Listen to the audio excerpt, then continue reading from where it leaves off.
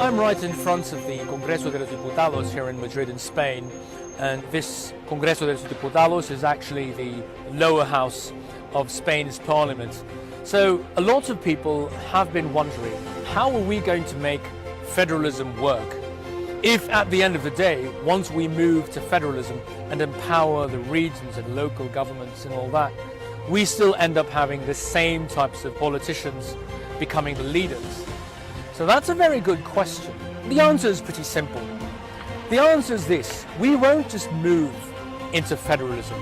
We actually need to move into a federal parliamentary system.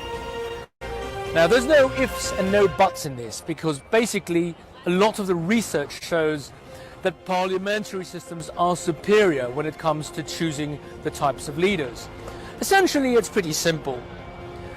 People, ordinary voters, won't be choosing who the leaders per se are going to be. The parties do that. It's the parties that choose who the leaders of each of the parties will be. The parties know who are actually good when it comes to being, leaders and all that. So these leaders get chosen by their own parties. They lead their parties well, and ordinary voters then actually choose the parties based on the platforms and the manifestos and what they actually stand for. So that's how it works. We need to choose parties instead of people. And that's the problem of the Philippines. For the longest time, we've actually been choosing celebrities, people with famous surnames, because our system, the current system, the presidential system,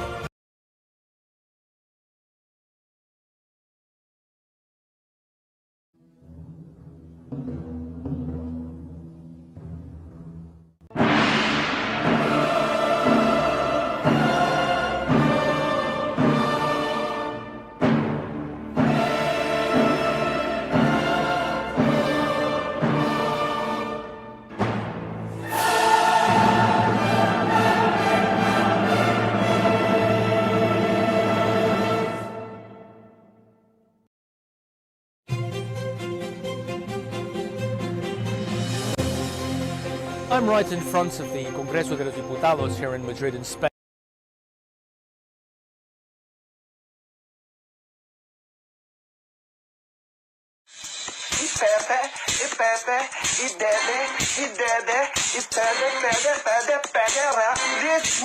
Oh, natatandaan yan.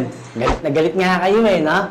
Bibilis niyo mag-share no? Pero looking at the bigger picture, lalo pang pinag-usapan nun ng federalismo. Now that I've got your attention, let's talk about federalism. Ano bang pinagkaiba ng current structure of territorial administration natin versus federalism? Kasalukuyan tayo nasa unitary structure of territorial administration, kung saan ang mga lalawigan ay binibigay ang halos lahat ng pera nila sa Malacanang. At ang Malacanang ay nagbibigay ng budget sa mga lalawigan para sa kanilang mga proyekto. Whereas federalism, ay ilang porsyento lang na pera ng lalawigan ang pupunta sa Malacanang. Ang karamihan nito ay hawak na ng region, kung saan sila ang bahala kung paano ito gagastusin para sa pagpupunlad ng kanilang rehiyon. Kakaroon din sila ng kakayahang gumawa ng mga policy o tax incentives para umakit ng mga investors at kumpanya para dumami ang mga trabaho sa mga mamamayan ng rehiyon. Ang taray nun di mas malaki yung chance na mangurakot yung regional politicians kasi mas malaki yung perang hawak nila. Good question. Dito papasok ang parliamentary form of government. Side note, walang double taxation kapag nag-federalism tayo, bakla.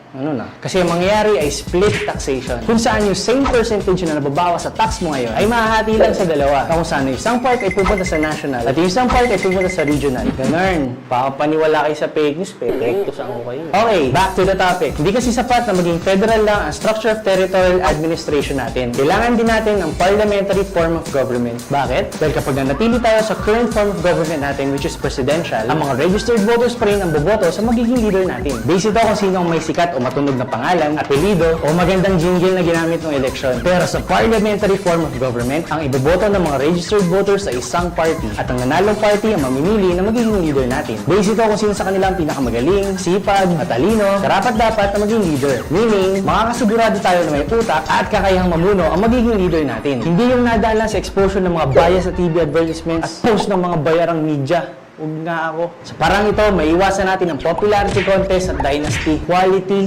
leaders. Ganun. Sa parliamentary, may magbabantay sa kilos ng isang department. Kaya yari sila kapag may ginawa silang hocus-pocus aka corruption. Wherein sa presidential, mas malaki ang chance na magkaroon ng sabwatan o kampihan para makakickback sa pera ng bayan. I'm talking to you. Pork barrel scam? Huwag ganun. Bad yun. Sa parliamentary, bukod sa nanalong party na binoto ng mga tao, nagkakaroon ng shadow opposition na nakabantay sa bawat kilos na nakaupong politician. So meron tayong prime minister at head minister sa bawat department. Tapos magkakaroon din tayo ng shadow prime minister at shadow head minister sa bawat department na galing sa opposition. Kaya kapag hindi nag-perform na maayos ang isang politician, madali itong makita at mapapalitan. Para hindi natubuan ng sungay ang mga hinayupak na yang king ina. Ito ang mga sample ng bansa na gumagamit ng parliamentary. Australia, Austria, Belgium, Canada, Germany, Switzerland. Mayayaman, pe. Ayaw mo nun? At ito naman ang mga bansang gumagamit ng presidential. Argentina, Brazil, Mexico, Nigeria, Venezuela. Ano na, hindi mo pa rin nakikita? So, in conclusion, meron tayong tinitignan dalawang klase ng structure of territorial administration, which is unitary versus federalism. Dalawang klase ng form of government, which is presidential versus parliamentary. Ang current na meron tayo ay unitary presidential. At ang mas kailangan natin, at ang gusto naman talaga ni Tatay Digong, is federal parliamentary.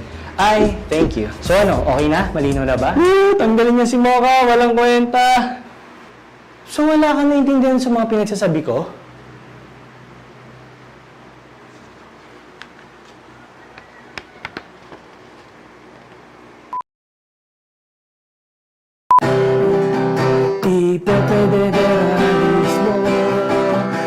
Federalismo.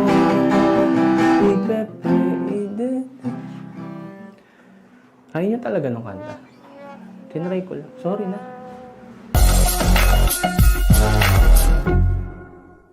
Hi guys! Last video, tinalakay natin ang ibig sabihin ng federal parliamentary. Ngayon, let's look at the CONCOM draft proposal. Alam nyo ba na ang sinabit na draft ng CONCOM kay President Duterte ay federal presidential? Tinamaan ng tipaklong tong mga... Ano ba yung CONCOM? Ang CONCOM o Consultative Committee ay isang grupo na inassign ni President Duterte para mag-submit ng isang proposed draft na ang goal ay palitan ang current 1987 Constitution natin. Sila ay composed of 14 lawyers, 2 retired military men, 2 retired university heads, 2 political scientists, 1 Catholic priest law professor, and 1 business economics technocrat. Anong meron sa draft na sinabit nila? Good news, federalism ang gusto nila mangyari. Yun! Ayos na! Bad news, presidential system pa rin sa national level ang nilagay nila.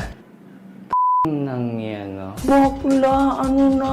Prone pa rin tayo sa Dynasty Popularity Contest China pag ganun. Ang kailangan natin is parliamentary, te. Federal parliamentary. Link on the description kung bakit. More bad news, 60-40 and other anti-FDI policies were not removed. Teka, ano ba yung 60-40 na yan? Ang 60-40 restrictions na under ng Filipino First Policy ay nilagay para ilimit ang pagpasok sa bansa ng mga foreign direct investors o FDI. Dahil ang chicken on, baka daw masakop na naman tayo ng mga dayuhan kung marami ang papasok na FDI sa atin. May trust issues sa mga bakla. Kaya kung ikaw ay isang MNC o multinational company at gusto mo mag-invest ng negosyo sa Pinas, dapat makahanap ka ng local Filipino partner mo na kung saan 60% ng pag-aari ng kumpanya mo ay nakapangalan sa kanya at 40% lang official na magiging pag-aari mo. Ganun. So anong sabi ng mga fam? That's huge! That's not fair, dude. We'll just go somewhere else. Ayun, nagsipuntahan sila ngayon sa ibang mga bansa na walang anti-FDI restrictions o 60-40 policy gaya ng Singapore. Alam nyo ba, na sobrang dami ng FDI na nag-set up ng business sa kanila. Kasama na doon yung famous landmark nila na Marina Bay Sands na majority ay pag-aari ng isang American company. Pero nasakop ba sila? Hindi, di ba? Mas yumaman pa nga, te. Alam nyo bang dati silang third world country at mas mayaman pa ang Pinas sa kanila noong 1950s at 60s. Pero ngayon, dahil sa tulong ng mga FDI, first world country na sila. Bitch. Kaya tayo, nga. Dahil sa 60-40 na to at kung ano-ano pa mga restrictions na nagdi-discourage sa mga fam na pumasok sa atin, tayo na lang ang nag-iisang bansa sa buong mundo na may ganitong klaseng restrictions. Oh, gulat ka.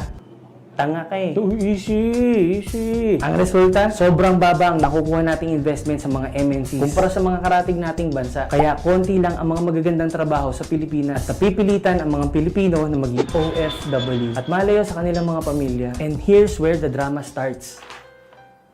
Dear Kuya Aris, at dahil dito, ang daming pamilyang nawawasak.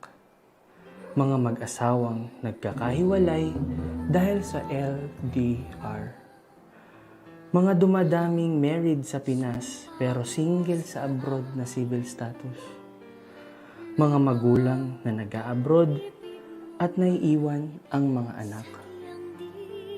Hindi nagagabayan ng tama hanggang sa malihis ng landas at mauwi sa mga bisyo o paggamit ng droga. My God, I hate drugs. Lahat ng ito, Kuya Aris, ay bunga ng pagiging malayo sa pamilya. Dahil sa kakulangan ng magagandang trabaho sa Pilipinas. Eh kung walang 60-40 at hahayaang makapasok ang mga FDI, tataas ang sweldo ng mga Pilipino. Paano? Kasi we will have more investors, more companies, more jobs, and more money. Everybody happy! Ayaw nyo ba nun? And there's more. As in, more tax revenues din ang papasok para magamit sa pagpapagawa ng mga government infrastructures, pagpapabuti ng kanilang serbisyo, less unemployment, less poverty, less crime, less broken family. Hindi na kailangan mag-OFW, diba? Tapos sasabayan pa ng federalism na kung saan ay magiging regional ng economic development. Hindi na tayo magsisiksikan sa Imperial Manila at mag-aagawan ng trabaho doon. Wala na ring Manila rate at provincial rate. Ang trabaho na ang lalapit sa'yo. Gondo, diba? Kaya kung ikaw ay katulad ko na gusto ng tunay na pagbabago, share this video. Let's spread this info sa lahat ng kapwa natin Pilipino. Tag mo yung tropa mong tamad mag-google at mag-research. At kung nag-agree ka sa mga pinagsasabi ko, below sa list of contacts ng mga personalities na pwede natin i-message to say na we want a federal parliamentary type of government na may pro-foreign direct investments. O anong gagawin natin dyan? Spam nyo. Easy! Easy! Hindi, paulan natin ang message saying na ito ang gusto natin. Na ito ang kailangan ng bansang Pilipinas. Na ito ang boses ng mamamayang Pilipino. Spam nyo.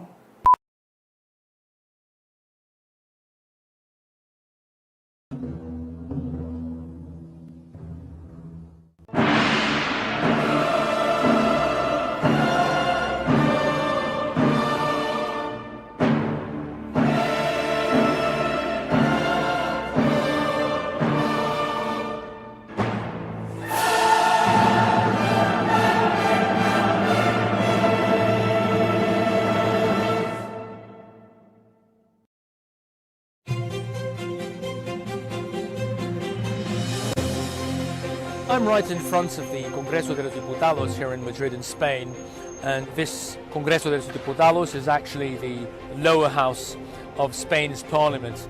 So a lot of people have been wondering, how are we going to make federalism work if at the end of the day, once we move to federalism and empower the regions and local governments and all that, we still end up having the same types of politicians becoming the leaders? So that's a very good question. The answer is pretty simple. The answer is this: we won't just move into federalism. We actually need to move into a federal parliamentary system. Now, there's no ifs and no buts in this, because basically a lot of the research shows that parliamentary systems are superior when it comes to choosing the types of leaders. Essentially, it's pretty simple. People, ordinary voters, won't be choosing who the leaders per se are going to be. The parties do that. It's the parties that choose who the leaders of each of the parties will be. The parties know who are actually good when it comes to being, leaders and all that. So these leaders get chosen by their own parties. They lead their parties well, and ordinary voters then actually choose the parties based on the platforms and the manifestos and what they actually stand for. So that's how it works. We need to choose parties instead of people. And that's the problem of the Philippines. For the longest time, we've actually been choosing celebrities, people with famous surnames, because our system, the current system, the presidential system, has made it very easy for celebrities, actors, singers, comedians, people with famous parents to basically end up becoming the leaders of the country. We need to change this by moving over to a better system such as the parliamentary system.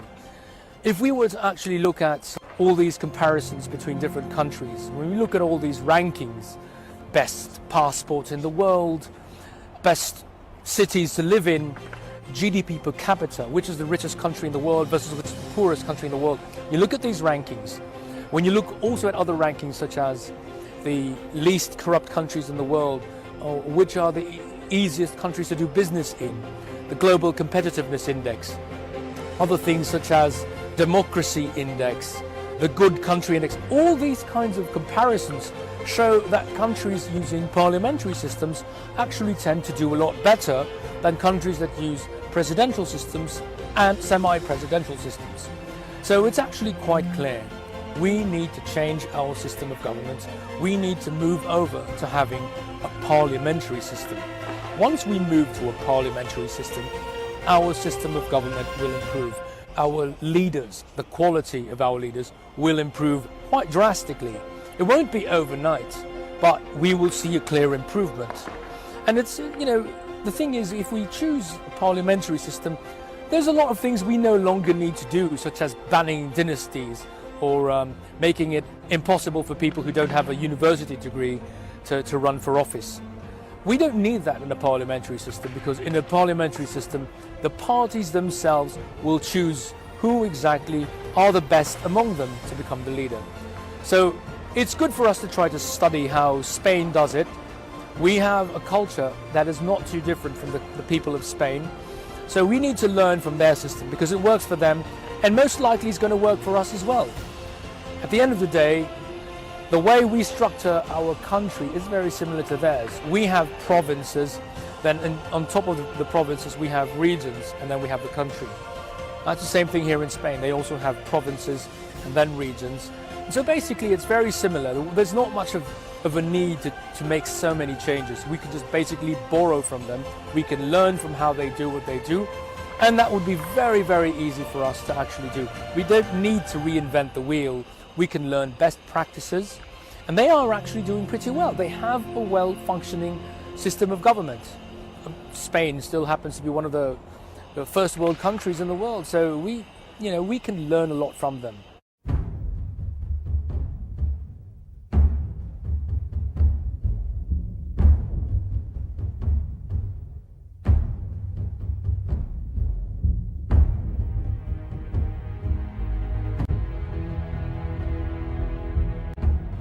Now, it's absolutely important for people to understand that if we were to stick with the presidential system in the Philippines, it is going to be a major, major disaster.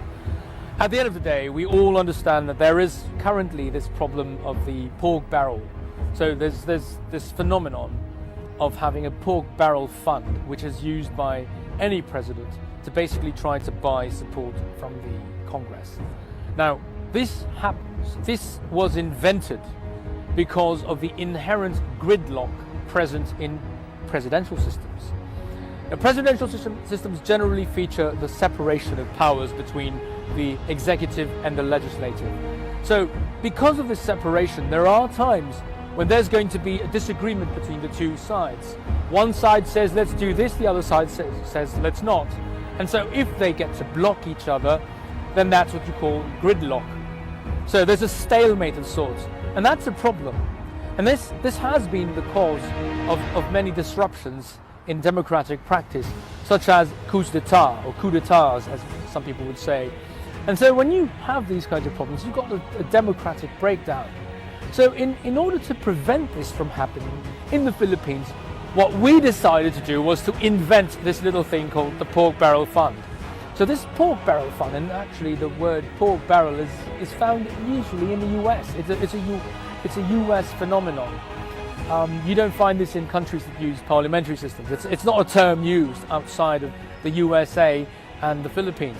So the pork barrel was invented in the Philippines. It was first called the Countrywide Development Fund under President Corazon Aquino. It was invented to basically allow the president to buy the support of Congress. So the president has the ability to allocate funds, for districts and for politicians to basically be able to fund projects. So these politicians, they need to have projects to basically say that we're doing something, we're building a school or doing something here and there and all that stuff in exchange for support. So this is how it works. Basically, politicians need to show that they are supportive of a particular president. They need to show they're part of the same party and that sort of thing. So this kind of thing happens where we have all these politicians shifting over to the party of the president.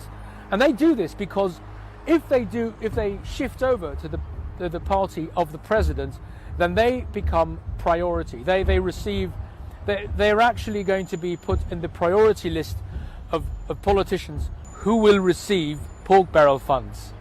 So this is why we have party switching. Party switching happens precisely because of this. And this was done, this pork barrel was done to mitigate the issues of gridlock. So you can see what's going on. The presidential system's separation of powers has made it possible for gridlock to happen. In order to get rid of gridlock, the pork barrel fund was created. And because the pork barrel fund was created, you now have a stampede of different politicians come from different parties, all changing sides, switching sides to become part of the president's party. So you have this, what they call in Filipino, balimbingan. Okay, this happens because of the presidential system. So at the end of the day, if you want to get rid of this kind of problem, you need to get rid of the presidential system. That's basically how it works. And then we have the problem of dynasties. Right? We get a lot of dynasties because that's how the presidential system works. Even the USA was not spared from that. They've had so many presidents who are relatives of each other. Relatives, father and son, grandfather and grandson. The Harrisons they were basically a grandfather and grandson team. You've got father and son. There was so many of those. So John Quincy Adams and John Adams. We've got George Bush Senior and George Bush Junior. So George W. Bush, and then we've got cousins or people who are like relatives of each other. So Franklin Delano Roosevelt was the younger, and Theodore Roosevelt was the older. So we've got these problems because the presidential system is all about who's popular, who's got a well-known name, who's got a popular surname. This kind of thing happens not only in the Philippines, where we've got father and son sorts of presidents. So we actually need to understand that this is not going to be in our best interest to stick with a presidential system. We need to change our system. I mean, look, even in the US, just recently, they almost had a husband and wife sort of team coming up. Hillary Clinton is basically the wife of Bill Clinton. So, this kind of politics of popularity is so common in this kind of system. It's happened a lot in other countries as well. And in the Philippines, again, as I said, we've actually had presidents who are basically sons or daughters of presidents. So we've got, she was a really good one. Okay, so Gloria Macapagal Arroyo was the daughter of Diosdado Macapagal. And then we had, Noynoy Aquino, who's the son of Corazon Aquino. So it's, this kind of thing happens because it helps a lot if you've got a very famous surname. And whereas in the case of Gloria Macapagal Arroyo, she was a very, very astute politician and astute and an extremely competent economist. The fact is, someone else, this is Noynoy we're talking about, he clearly didn't have anything going for him, except his name, the fact that his name is Benigno S. Aquino III, So, this kind of thing, this politics of popularity of surnames, and alternatively, the politics of popularity, this is the problem of the presidential system. Because in the presidential system, in the ballots, you actually choose names of people. And when you talk about names of people, obviously, popularity, the person's personality, and who his parents were, these kinds of things come into play. Whereas if we had a parliamentary system, we wouldn't have that problem. We wouldn't have this problem of having to choose people based on names. No, people would base their choices on which party has a really good platform.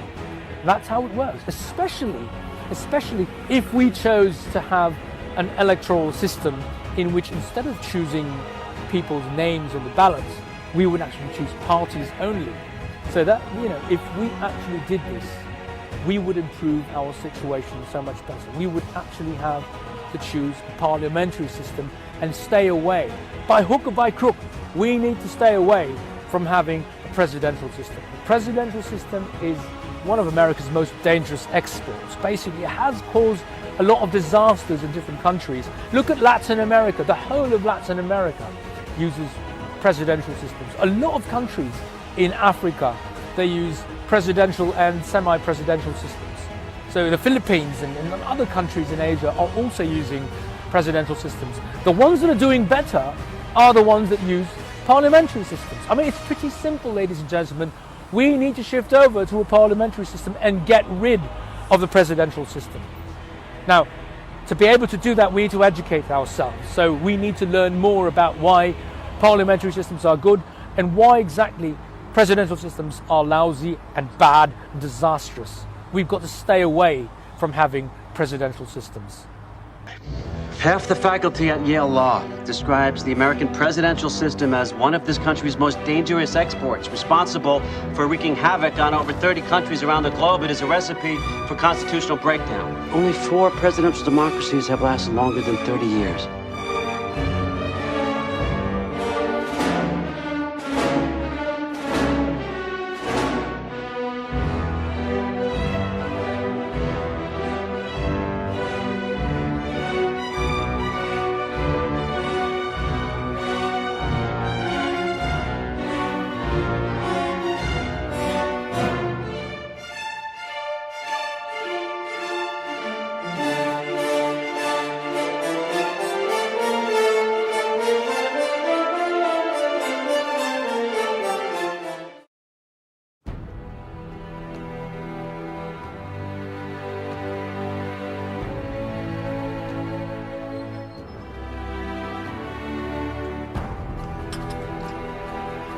So a lot of people ask the question of why are parliamentary systems better than presidential systems? Well, it's pretty clear.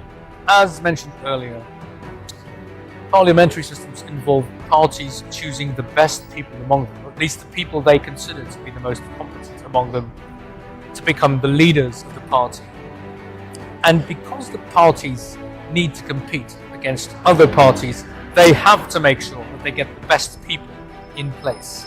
That's how it works. It's essentially competition, just like in the normal marketplace in economics. Companies want to make sure that they beat other companies by coming up with the best type of product, or at least maybe products that are cheaper than others. They compete on many different things. There's the same thing goes on in the parliamentary system. Parties have to compete against other parties by fielding the best people to become candidates and having the best of the candidates becoming the leaders of the party.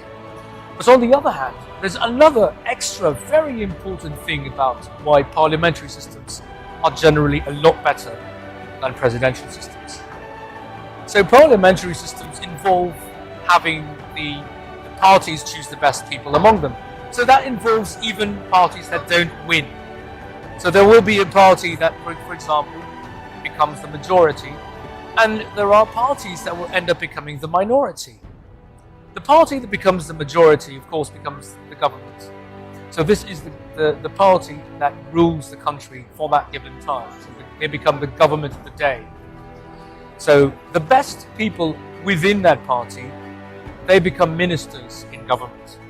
They lead different ministries, such as, for example, the Ministry of Defense, the Ministry of Finance, the Ministry of Education, the Ministry of the Interior, and so many other ministries that are all about what are the different things that a government should do. On the other hand, the opposition, which is basically the minority party, the largest of all those parties that is not inside the government, they become the opposition. And part of what the opposition needs to do is to basically keep the government in check. So essentially, the opposition is not only a passive player, the opposition actually needs to be very active in making sure that the government does what it says it's supposed to do. So essentially, the opposition will choose the best people within it, the senior members, to become part of the opposition shadow cabinet. So as I said earlier, the government will be choosing, say, the Prime Minister, all right? And the Prime Minister will be choosing who will be the Minister for Finance, Minister for the Interior, Minister for defense and all these other ministries. But the opposition needs to do the same thing. The leader of the opposition, who is the leader of the opposition party, or the minority party, he will also choose the best among them to become shadow ministers. So there will also be an opposition shadow minister for defense, an opposition shadow minister for the interior, the opposition shadow minister for finance, etc., etc., and so forth. So every single time that the government actually meets up with each of the members in the ministries, the opposition shadow cabinet minister for that ministry has to be there. If, for example, the Ministry of Defense is going to have a meeting all about buying airplanes, buying tanks and weapons and all this kind of stuff, that will be presided over by the Minister for Defense, but the opposition shadow minister for defense also has to be there. So he will see exactly what's going on. He will see exactly what's being talked about. And he has absolute access to all the receipts, all the purchase orders, all the documentation related to buying, selling, or whatever kind of stuff. Anything that has to do with procurement gets seen by the opposition. The opposition can see exactly what's going on. So that's why, at the end of the day, there's a lot more control in the parliamentary system. There's less abuse in the parliamentary system because there's always someone watching over the government. There's always someone making sure that the government is on its toes. And every week, each and every minister gets grilled and asked questions in Parliament. There's no way to dodge these questions. If you are a Minister for Defence, you will be asked every week questions by the Shadow Minister for Defence coming from the opposition. Difficult questions, hard questions.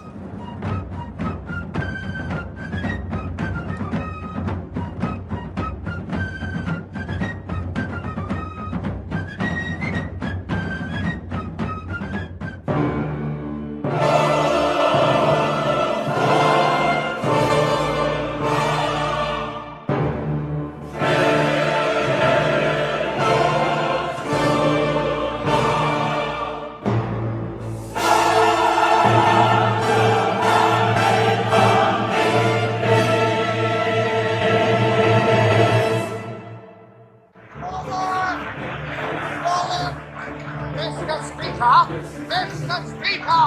Order! Leaders! Order! The Leader of the Opposition, Clement Attlee! Mr. Speaker, it seems that I have not been clear enough. Then let me leave no doubt about my feelings regarding Mr. Chamberlain's future as Prime Minister. Honourable gentlemen! Owing to his years of inactivity and incompetence, we find him personally responsible for leaving this nation ruinously unprepared to face the present Nazi peril.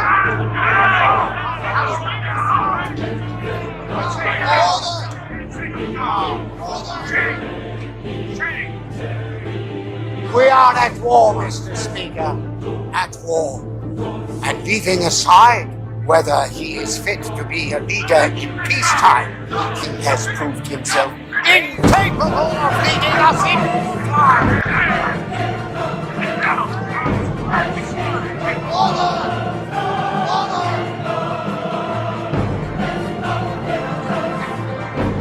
I said order, therefore, in the national interest, we, the opposition, are willing to enter into a grand coalition with the ruling Conservative Party, so-called,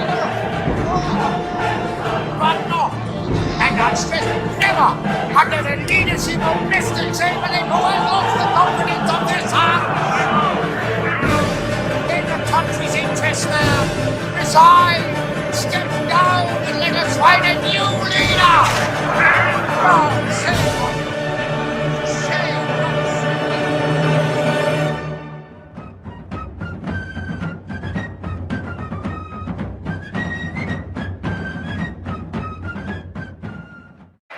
Mariano Rajoy has been ousted as Spain's Prime Minister after a no-confidence vote, with Socialist Party leader Pedro Sanchez taking his place. Rajoy's party, the People's Party, has been plagued by corruption scandals throughout his time in office. The no-confidence vote looked like a foregone conclusion. Speaking ahead of the vote, Rajoy conceded defeat and congratulated his successor.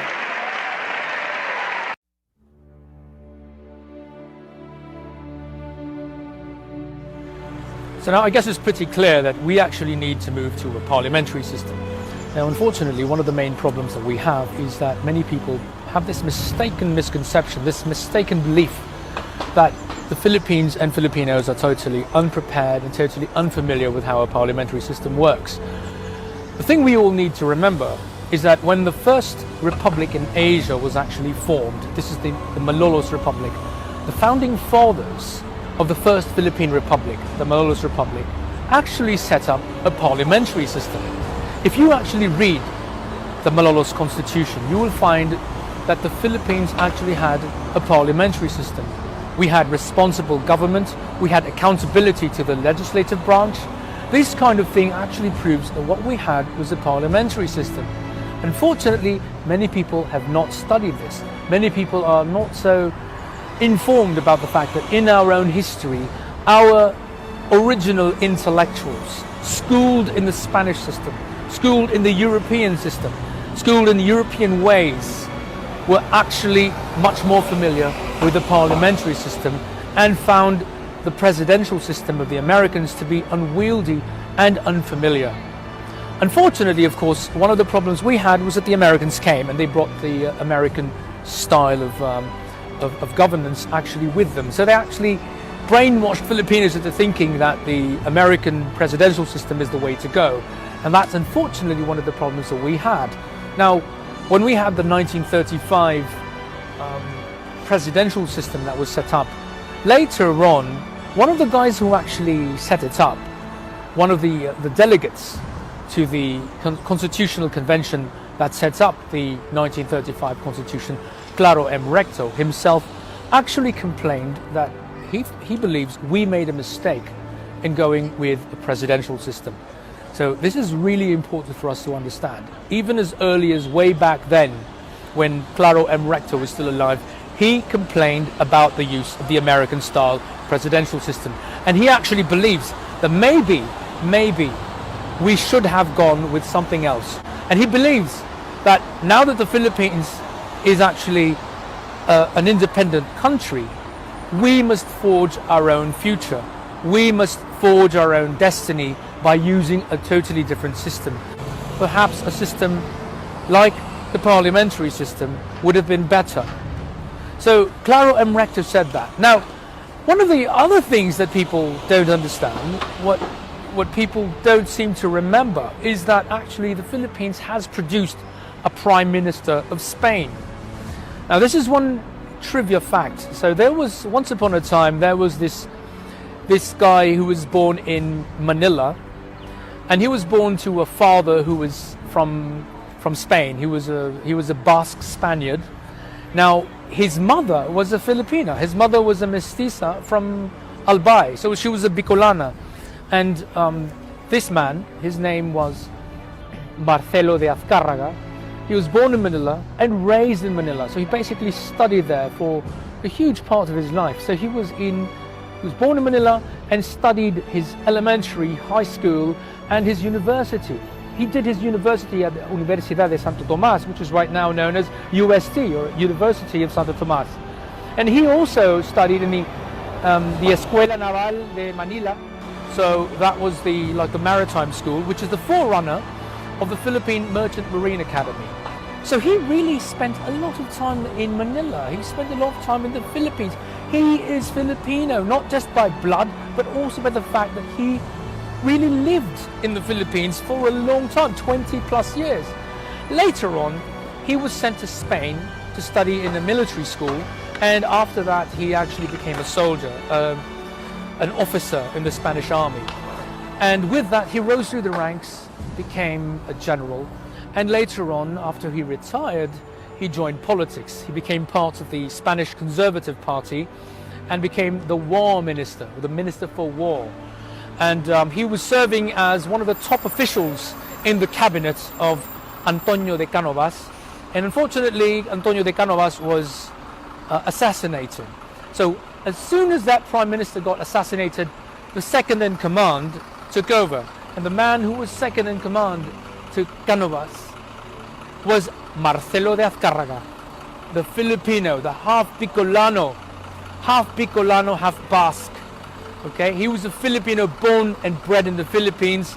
Okay, he had a very mestizo face, a very Spanish-looking face, but he was half Bicolano. So we should remember that once upon a time there was a Filipino who became the Prime Minister of Spain, and this is proof that Filipinos can excel in the parliamentary system. Not just excel, become the Prime Minister. In fact, this is actually proof that the Filipinos back then were Spanish citizens. I mean, just like all the other guys, like Jose Rizal, Marcelo H. del Pilar, Antonio Luna, Juan Luna, everyone, all the Filipinos back then were basically Spanish citizens. So there's no difference. Even Graciano López Jaena, he himself actually served in the Spanish Parliament. So, the fact is, ladies and gentlemen, we've had the history of being part of the parliamentary system of Spain. We've had people like Graciano López Jaena, who joined the Spanish Parliament. We've had people like Marcelo de Azcárraga, who became Prime Minister. And in fact, our own people, when we started the first republic in Asia, the Malolos Republic, we started a parliamentary system. So there's absolutely no reason for us not to use a parliamentary system, because our forefathers, they were so much immersed in the European way of doing things. They were so much immersed in parliamentary style politics that that's what they were used to. That's what they decided to adopt. We can adopt that again. We can actually learn from our past. We can remember that we, once upon a time, excelled in the parliamentary system.